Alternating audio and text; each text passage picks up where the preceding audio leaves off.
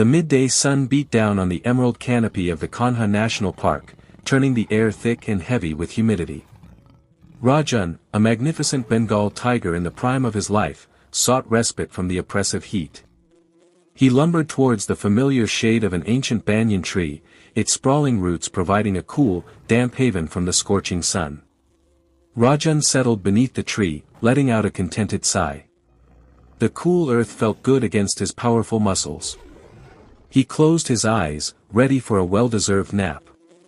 Little did he know, a silent, unseen horror awaited him. High in the boughs of the banyan, a colossal bee colony, notorious for its aggressive nature and potent venom, had established itself. Disturbed by Rajan's arrival, the bees erupted in a furious swarm. In a matter of seconds, the air around Rajan vibrated with their angry buzzing. Before he could react, hundreds, maybe thousands, of the stinging insects descended upon him. Rajan roared in pain and panic, swatting wildly with his massive paws. But the sheer number of bees overwhelmed him. They clung to his fur, injecting their venomous stingers into his flesh, one after another. The pain was excruciating.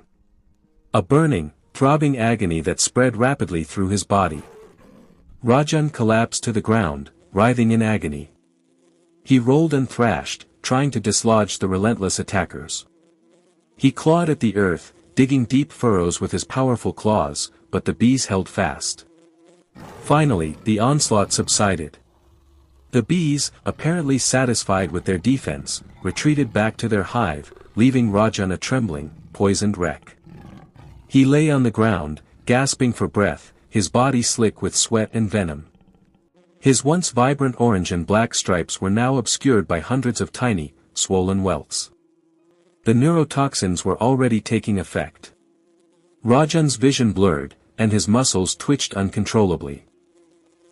He tried to stand, but his legs buckled beneath him. He was losing control of his body. Driven by instinct, he dragged himself towards the river that snaked through the heart of the jungle. The cool water, he hoped, would offer some relief, some escape from the burning agony that consumed him.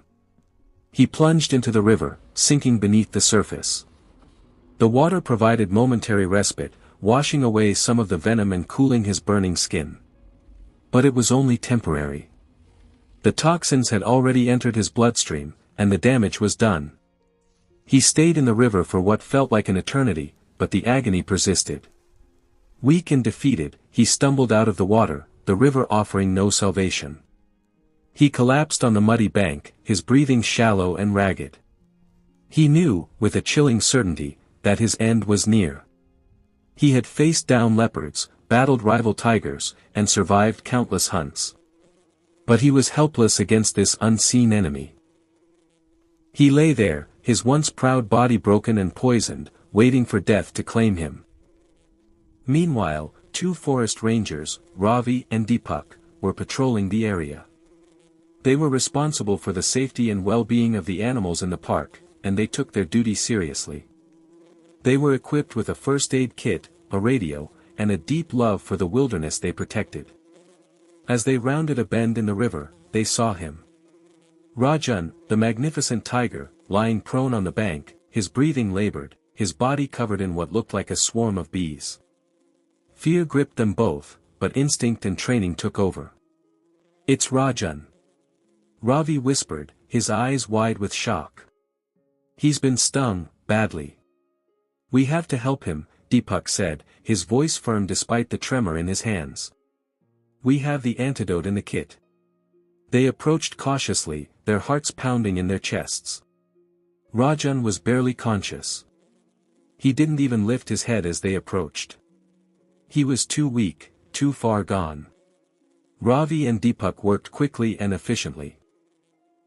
They carefully brushed away the remaining bees, mindful of the stings they could inflict. They winced as they saw the extent of the damage. Hundreds of welts covered Rajan's body, each one a testament to the ferocity of the attack. Deepak quickly administered the antidote, carefully injecting it into Rajan's leg. Ravi cleaned the wounds with antiseptic and applied a soothing ointment. They worked in silence, their movements precise and deliberate, fueled by a mixture of fear and determination. They waited, watching Rajan intently, their faces etched with anxiety. Hours passed. The sun began to dip below the horizon, casting long shadows across the jungle. Rajan remained motionless, his breathing still shallow and labored. Just when their hope began to dwindle, Rajan stirred. He let out a low groan, his eyes fluttering open. He looked around, his gaze unfocused and confused. He tried to lift his head, but his muscles were still weak. Ravi and Deepak exchanged relieved glances. "He's coming around," Ravi whispered. Slowly, Rajan's consciousness returned. He remembered the pain, the burning agony, the relentless swarm of bees. He remembered collapsing by the river, waiting for death. Then, he saw them. Two figures, strange and unfamiliar, hovering over him. He didn't understand what they were doing, but he sensed that they were helping him. As his vision cleared, he recognized them as the forest rangers. He remembered seeing them before, patrolling the jungle, protecting his domain. A wave of gratitude washed over him. These humans, these creatures he had always regarded with suspicion and indifference, had saved his life. He struggled to sit up, his body still weak and sore. Ravi and Deepak helped him, supporting him gently. Rajan looked at them, his eyes filled with emotion. A wave of gratitude washed over him. These humans, these creatures he had always regarded with suspicion and indifference, had saved his life. He struggled to sit up, his body still weak and sore. Ravi and Deepak helped him, supporting him gently. Rajan looked at them, his eyes filled with emotion. He couldn't speak, but his gratitude was evident. Then, in a gesture that surprised even himself, Rajan lowered his massive head and gently nuzzled first Ravi, then Deepak. It wasn't the roar of a tiger, it was a soft rumble of thankfulness. It was a gesture of unprecedented affection, a bond forged in pain and survival. Ravi and Deepak were stunned. They had risked their lives to save him, but they never expected this. They gently stroked his fur, their hearts filled with awe and humility. As the moon rose, casting its silvery glow over the jungle, Rajan lay resting, his breathing steady and strong. He was still weak, but he was alive. He had been given a second chance, thanks to the courage and compassion of two ordinary men. He had learned a valuable lesson that day, a lesson that transcended the boundaries of species and instinct.